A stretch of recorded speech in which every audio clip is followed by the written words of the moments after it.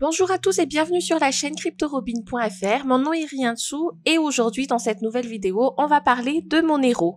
Mais avant, je vous invite à nous suivre sur Facebook, Twitter et Telegram pour rester à jour sur tout ce qui bouge dans le domaine crypto. Vous trouverez tous les liens nécessaires dans la description de cette vidéo. Tout de suite, on commence par définir ce qu'est Monero. Comme nous le savons, le Bitcoin et la technologie de la blockchain ont créé un nouveau système financier avec un registre transparent et décentralisé. Ils ont apporté plusieurs avantages, mais également quelques désagréments, comme le manque d'anonymat. À chaque transaction impliquant le Bitcoin, le temps, le montant et les adresses sont ancrés dans la blockchain pour toujours. Et contrairement à la plupart des crypto-monnaies, eh bien Monero, qui a été créé en 2014, adopte une approche totalement différente.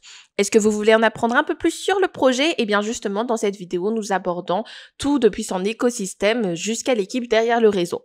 Il faut déjà savoir que Monero, c'est une crypto-monnaie focalisée sur l'échange P2P, qui est destinée à être non traçable et anonyme. Une transaction sur la blockchain de Monero ne peut donc pas être liée à un utilisateur en particulier ou à une identité réelle, car la monnaie virtuelle est fongible. Celle-ci décrit une monnaie où chaque unité est identique et interchangeable aux autres.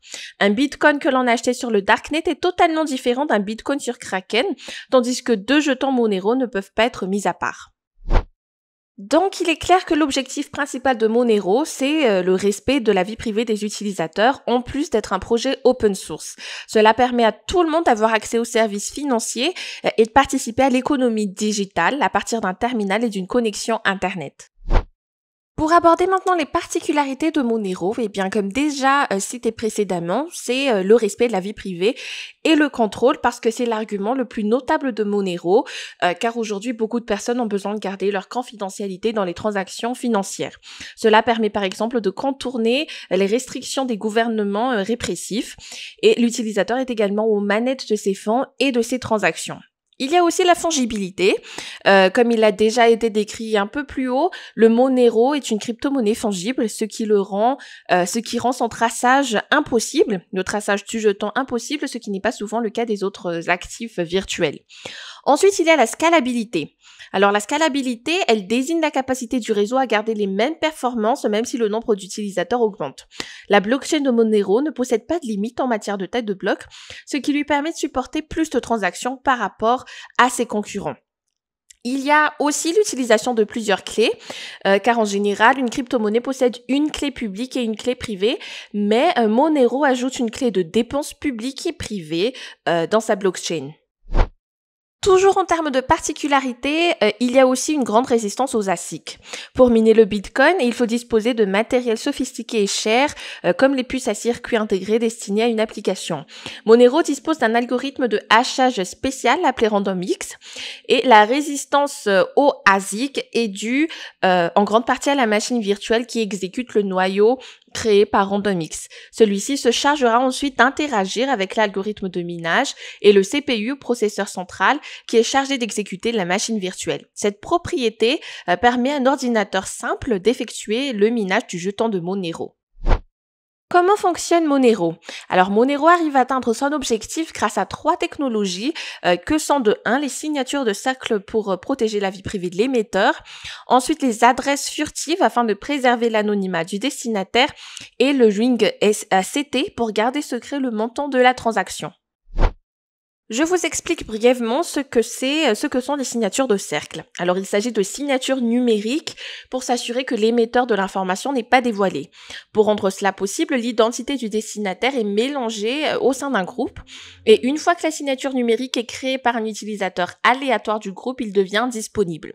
La signature du cercle est mélangée avec la clé privée de l'émetteur et la clé publique pour lui rendre unique, tout en gardant son anonymat.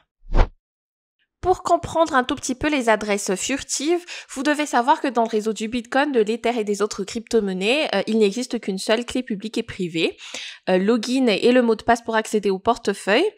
Si un hacker obtient donc l'accès aux deux clés, tous les fonds que contient le porte-monnaie de l'utilisateur seront à la merci des pirates.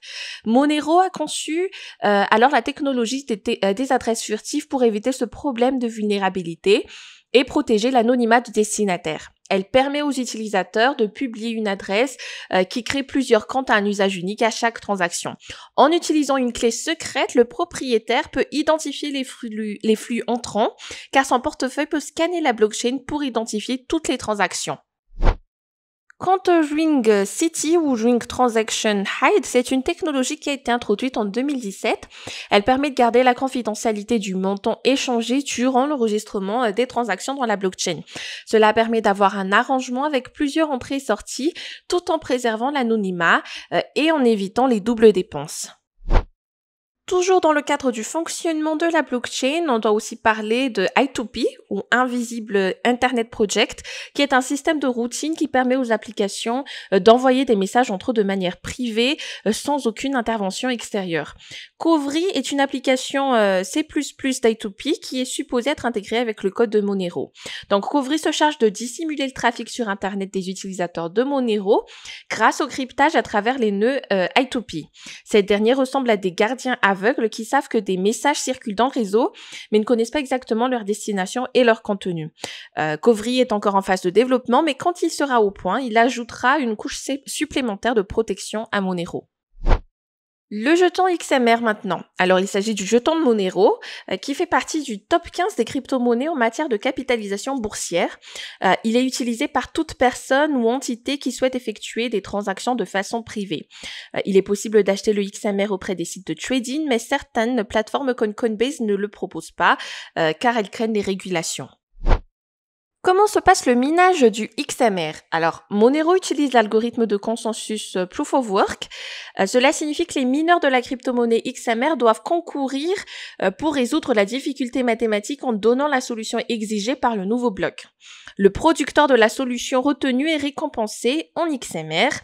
Et le protocole RandomX a été conçu pour que le minage puisse être effectué par des ordinateurs simples qui sont dotés de 2 Go de RAM au minimum. Il sera également possible à l'avenir de miner le XMR à partir d'un smartphone à condition d'être doté d'un processeur assez puissant. Les développeurs de Midas Labs ont déjà commencé à adapter leur application de minage d'e-miner.